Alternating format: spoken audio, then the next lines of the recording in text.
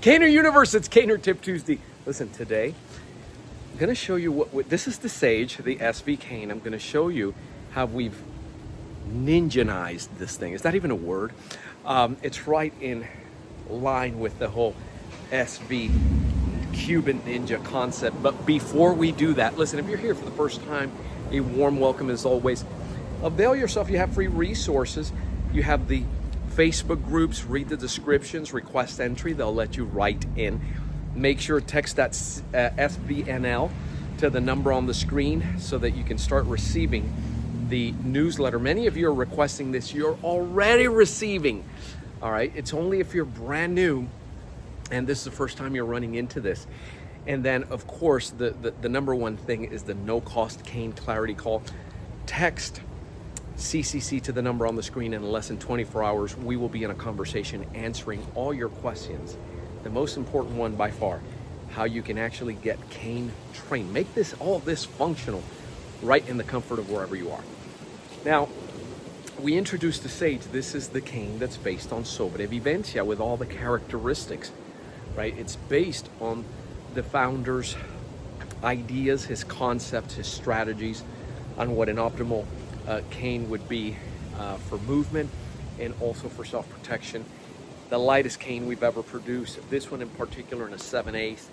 It comes also in a 1-inch, but the 7/8 is by far the more popular in his preference. And also no work done on the horn or shaft. It's a very simple cane. He himself, when when he saw it for the first time, he says it's great. It looks like an old broomstick, right? Let me show you what we've done. First, I'm going to show you what we've done, and then I'm going to elaborate on the concept because it's misunderstood, this quote-unquote ninja-like concept.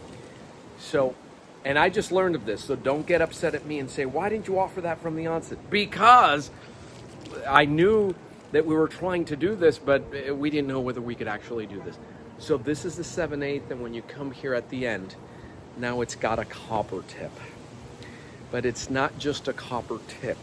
Let me show you. There's an advantage to this. And it was put in, it was done with this in mind. So we've done copper tips in the past with other models. This is, see this copper tip, and by the way, this is from my private collection. This has the cane tip affixed. You cannot remove it, right? So it adds a little bit of weight down in the bottom. If you haven't seen my video where I explain the whole concept in SV of how to load canes and how the founder did that and how I didn't get it at first and understood, I didn't get what the whole deal with this was. He would load canes that you find at your regular drugstore, aluminum, they're hollow, you remove the tip. He would put weights on there, fishing weights, that's one way to do it.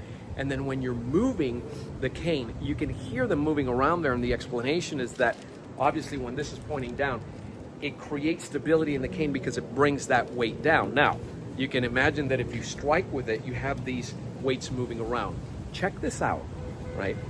So if you remove this tip, now you can load it, right, with anything from weights to rocks to whatever it is you have. And it'll take, how many can it take? It could take 2 or 3. You don't need a lot.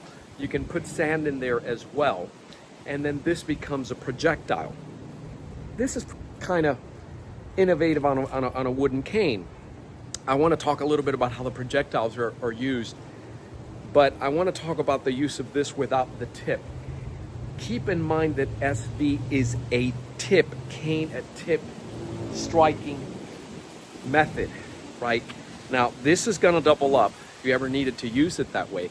The other thing is this thing rakes, right, as well. So if you ever needed to use this in the absence of any work that's done in the horn or on the shaft, right, because there's no horn work or shaft work, you could use this potentially for that. But I want to talk about this concept of how to use, how the founder described the using of anything that's projected. So you see how practical this is. You just put it back on there. It's in there. And then if you want, you take this out, boom, and you would do this.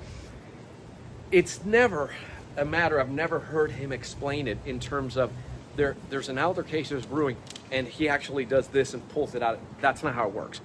Either he's using the tool, in this case, you know, the weights are moving up and down, and just look up that video. I talk about the loading of it, but it was always prepped. He knew he's going into a situation or realizes that he's being followed.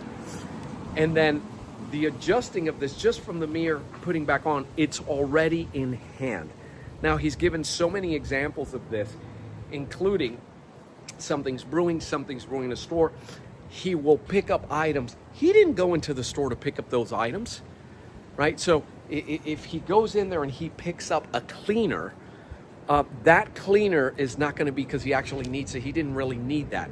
He needs it in hand because when you read in the back, it'll say, you know, this is really an emergency if swallowed, if it gets in your eyes. That's why he's using it. It becomes his quote unquote pepper spray.